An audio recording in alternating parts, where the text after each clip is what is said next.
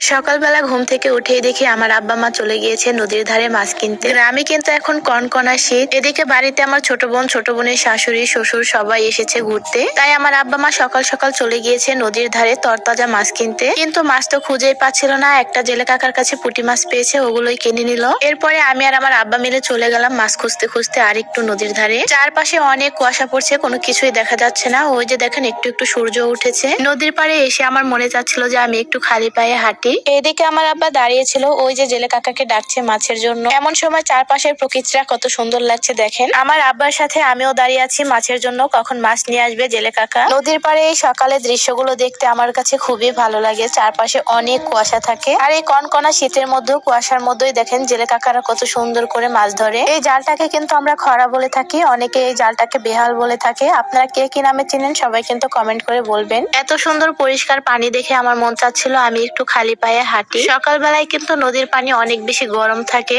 আমি একটু আপনাদেরকে চারপাশে প্রকৃতিটা ঘুরিয়ে ঘুরিয়ে দেখাই। এই যে দেখেন কতটা সুন্দর লাগছে দৃশ্যগুলো। আমাদের গ্রামটা দেখলে মনে হয় একদম ছবিতে আঁকা গ্রাম। সবাই অনেক বেশি পছন্দ করে। যাই হোক, ওই যে দেখেন জেলে কাকা মাছ নিয়ে এসেছে। কাকা বলছিল আজকে আর মাছ মারবো না, আজকে পর্যন্তই, তোমাদের সবগুলো মাছ দিয়ে দিব। আজকের মাছগুলো অনেক বেশি সুন্দর ছিল। এই যে দেখেন একদম তরতাজা চিংড়ি মাছ। আর এই মাছগুলোকে কি মাছ বলে আমি চিনি না। আপনারা কারা কারা এই মাছগুলো চিনেন সবাই কিন্তু কমেন্ট করে বলে যাবেন। আমার আব্বা বলছিল এই মাছগুলো নাকি পাথর চুইনা মাছ। আমি তো এই প্রথমবারের মতো শুনলাম মাছের নাম। যাই হোক, মাছগুলো কিন্তু অনেক বেশি তরতাজা ছিল। এই জায়গার সবগুলো মাছের দাম চাচ্ছিল 2500 টাকা। আসলে নদীর মাছের দাম একটু বেশি হয়ে থাকে। আর চিংড়ি মাছগুলো অনেক বেশি তরতাজা ছিল দেখে আমার অনেক বেশি লোভ লাগছিল। আমার আব্বাকে বলছিলাম আজকে তো আমরা সবগুলো মাছই নিয়ে যাব, এখানে একটা মাছও রেখে যাব না, কারণ আমি নদীর মাছ খেতে খুবই পছন্দ করি। আর এরকম তরতাজা মাছ সবসময় পাওয়াও যায় না। এরপরে আমি আর আমার আব্বা মিলে সবগুলো মাছ কিনে নিয়ে গেলাম বাড়ি। এরপরে আমি আর আমার আব্বা মিলে মাছগুলো বাড়িতে নিয়ে এসেছি। আর সবাই তো মাছ বাছা শুরু করে দিয়েছে। সবাই বলছিল মাছগুলো কেনা নাকি অনেক বেশি জেতা হয়েছে। আর আমাদের বাড়ির সবাই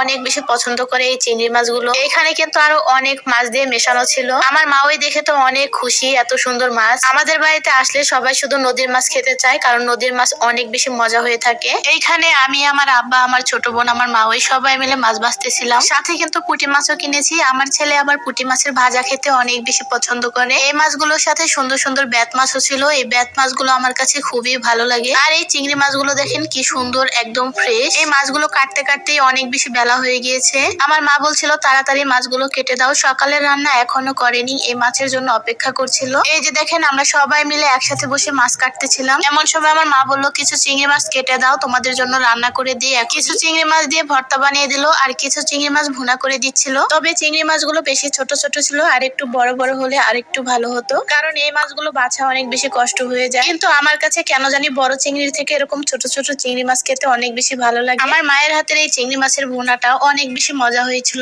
আমার মুখে এখনো লেগে আছে। আসলে এরকম তরতাজা মাছ যে কোনো ভাবে রান্না করলেই অনেক বেশি মজা লাগে খেতে। একে তো অনেক বেশি বেলা হয়ে গিয়েছে, অনেক খিদাও পেয়েছে। এমন সময় গরম গরম ভাতের সাথে চিংড়ি মাছের ভুনা এবং চিংড়ি মাছের ভর্তা, সাথে আরো অনেক আইটেমের খাবার আছে। আমার মা তো তাড়াহুড়ো করে রান্না করছিল, কারণ বেলা হয়ে গিয়েছে, সবার তো অনেক বেশি খিদাও লেগে গিয়েছে। এরপরে আমরা সবাই মিলে একসাথে বসে খাবার খেতে বসি। এখানে আমার মা সবাইকে বেড়ে বেড়ে খাবার খাওয়াচ্ছিল। আজকের প্রত্যেকটা আইটেমই অনেক বেশি মজা হয়েছিল খেতে। বিশেষ করে এই চিংড়ি মাছের ভুনাটার কথা আমি কোনোদিনও ভুলবো না, আমার মুখে তো এখনো লেগে আছে। আর হ্যাঁ, এই ভিডিওটা কিন্তু অনেক দিনের আগের করা ছিল, সময়ের কারণে আমি আপলোডই করতে পারিনি। সকালের খাবার শেষ করে এরপরে দেখি দুপুরবেলা রান্না শুরু হয়ে গিয়েছে। আমার নানু এখানে সব মাছগুলো কেটে ধুয়ে রেডি করে দিচ্ছিল। আমার মা একটু পরে আবার রান্না করবে। এরপরে আমরা সবাই মিলে মাছ ধরতে যাই নদীতে। আমার ছোট বোনের শ্বশুর অনেক বেশি শখ করে নদীতে মাছ ধরবে নৌকা নিয়ে, কিন্তু তারা কেউই নৌকা চালাতে পারে না। এমন সময় আমাকে ডেকে বলে নৌকা নিয়ে যেতে। এরপরে আমি সবাইকে নৌকা চালিয়ে নিয়ে আসি নদীর মাঝখানে।